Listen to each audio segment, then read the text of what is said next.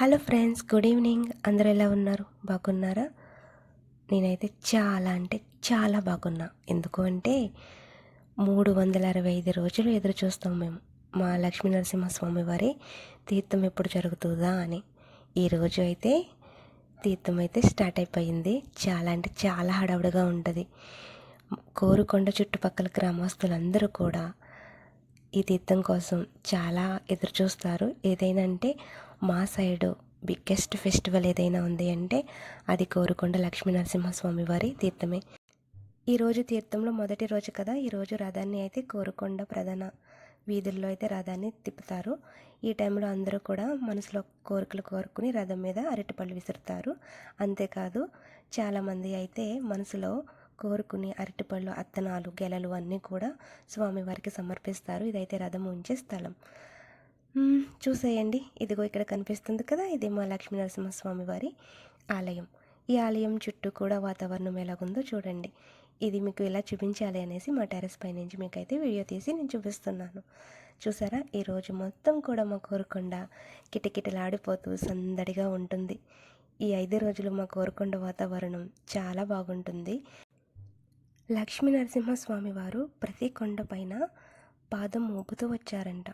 అలా మోపుతున్న సందర్భంలో ఒక్కొక్క కొండ భూమి లోపలికి వెళ్ళిపోవడం, లేదు అంటే కొండ పగిలిపోవడం అలా జరిగిందంట. కోరుకొండలోని ఈ కొండ మాత్రం కొండ పైన పాదం వేయగానే ఒకవైపుకి అలా ఒరిగి కొండ అయితే ఆగిందంట. అప్పుడు స్వామివారు కొండపైన వెలిసారంట. అందుకని లక్ష్మీ నరసింహస్వామివారు స్వయంభూగా ఈ కొండపైన వెలిసారు అనేసి చరిత్ర పురాణాలు చెప్తాయి. ఈ కొండపైన కట్టిన ప్రతి ఆలయం కూడా దేవతలతో నిర్మించబడింది అనేసి కూడా దీనికి ఒక చరిత్ర ఉంది.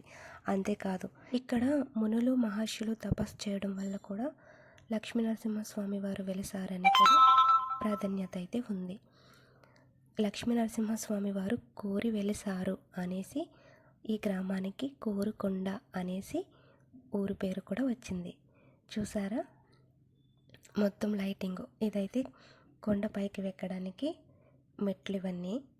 ఇది లోపల చాలామంది కొండపైకి ఎక్కలేరు కదా మొత్తం, అందుకనేసి వాళ్ళ కోసం అనేసి కింద కూడా లక్ష్మీ నరసింహస్వామి వారిని నిర్మించారు. పైకి వరకు ఎక్కలేని వాళ్ళందరూ కూడా కింద దర్శనం చేసుకోవచ్చు. చాలామంది అయితే లక్ష్మీ నరసింహస్వామి వారి టెంపుల్ పైకి ఎక్కడానికి ఎక్కువగా మొక్కు చూపుతారు. ఇక్కడ కనిపిస్తుంది కదా, ఇది స్వామివారి పాదాలు. స్వామివారి పాదాలకి ఇక్కడ కొబ్బరికాయలు కొట్టేసి దీపాలు వెలిగించుకుంటారు. ఎందుకంటే పైన కొబ్బరికాయలు కొడతారు కానీ అంత రష్గా ఉంటుంది కాబట్టి చాలామంది గుడి వరకు ఎక్కలేని వాళ్ళందరూ కూడా స్వామివారి పాదాలకి కొబ్బరికాయలు కొట్టి దర్శనం చేసుకుంటారు. ఇది ఆలయ ప్రాంగణం మొత్తం కూడా చాలా విశాలంగా ఉంటుంది. కూర్చోవడానికి చాలా దూర ప్రాంతాల నుంచి వస్తారు కదా, వాళ్ళందరూ ఇక్కడ విశ్రాంతి తీసుకోవడానికి లోపల ప్రాంగణం అయితే చాలా అనుకువగా ఉంటుంది. ఈ 5 రోజులే కాదు, ఇక్కడ 365 రోజులు కూడా స్వామివారిని దర్శనం చేసుకోవచ్చు. 365 రోజులు కూడా నిత్యం అన్నదానం జరుగుతుంది. కొండపైన 9:30 నుండి 12 గంటల వరకు కూడా గుడి ఓపెనింగ్లోనే ఉంటుంది. ఇప్పుడైతే చీకటి పడిపోతుంది, అందుకని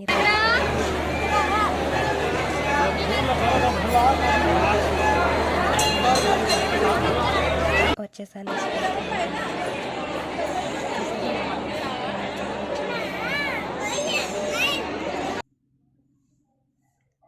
ఈరోజు మరుసటి రోజు, ఈరోజు లక్ష్మీ నరసింహస్వామి వారి కొండెక్కుదాం కదా అనేసి వచ్చాను.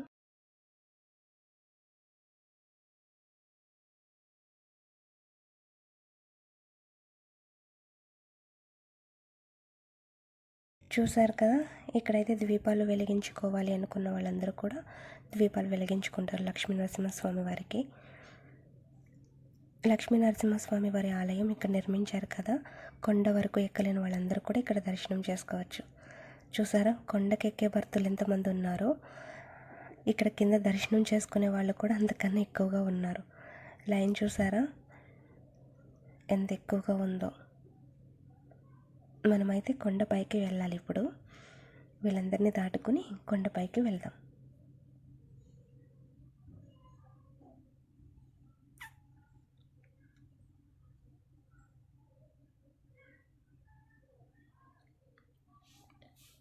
కొండ చాలా విశాలంగా ఉంటుంది.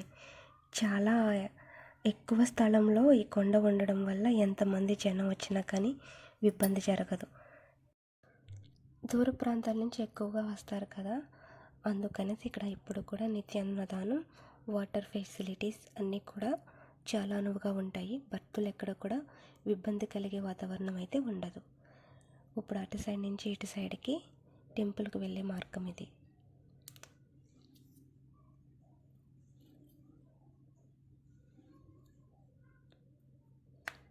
ఇక్కడ దేవుడికి దీపాలు వెలిగించుకోవచ్చు. దీపాలు కూడా మనకి అమ్ముతారు. ఇక్కడ ఆంజనేయ స్వామి వారి ఆలయం ఉంటుంది. మధ్యాహ్నం టైంలో కొంచెం క్రౌడ్ తక్కువగా ఉంటుంది. ఇలా జాతర టైంలో మధ్యాహ్నం టైంలో వెళ్తే బెటర్ అనేసి వచ్చా, కానీ ఎండకి కొండ ఎక్కేటప్పటికి కళ్ళు తిరిగాయి.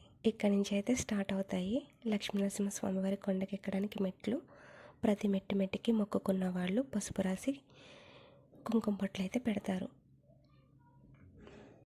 కొండ ఎక్కాలి కానీ ఎక్కలేను అనుకున్న వాళ్ళు మొకాలం పర్వతం వరకు కూడా ఎక్కి ఆపేస్తారు. ఇక్కడ చిలక జోష్యాలు కూడా చెప్తారు.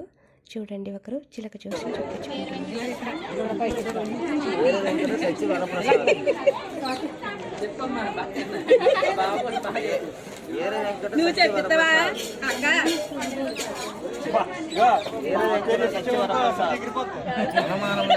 రాముడు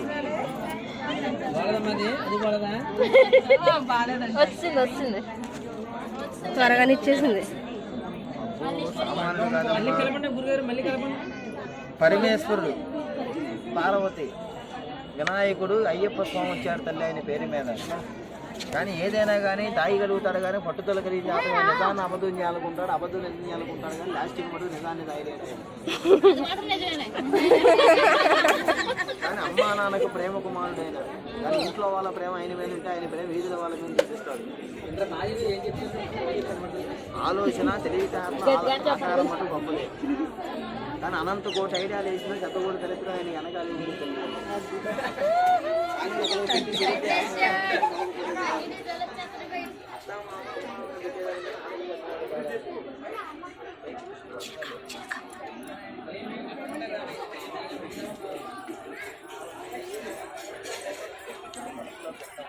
జయప్రదంగా జరుగుతాయి.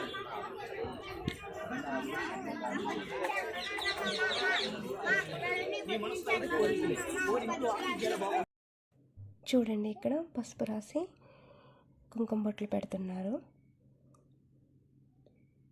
ఇక్కడేమో మొక్కలతో మొక్కుకున్న వాళ్ళు గుడికి ఎక్కుతున్నారు. మొక్కలతో చాలామంది పైకి వెళ్ళే కొలది క్రౌడ్ ఎక్కువగా ఉంది.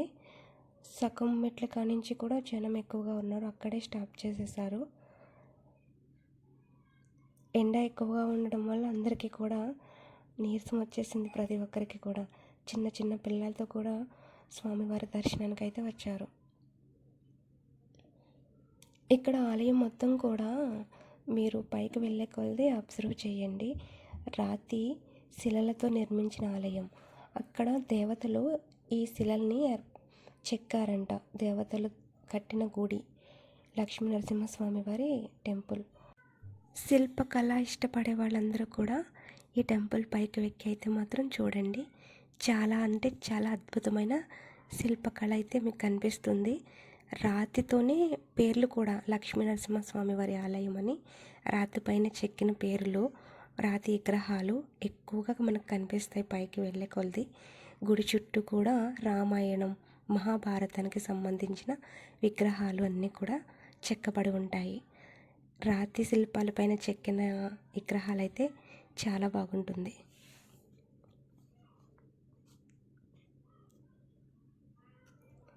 లోపలికి వెళ్ళే కొలది ఊపిరాడడం లేదు.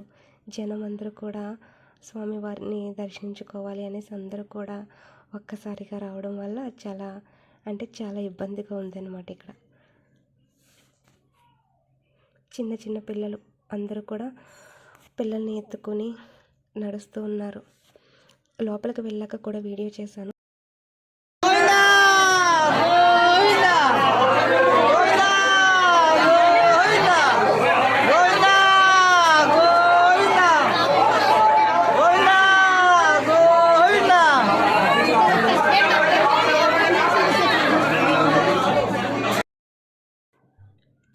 రాతి విగ్రహాల పైన చెక్కిన శిల్పాలు ఇవన్నీ కూడా మహాభారతం రామాయణానికి సంబంధించిన ఘట్టాలు ఉంటాయి ఇందులో.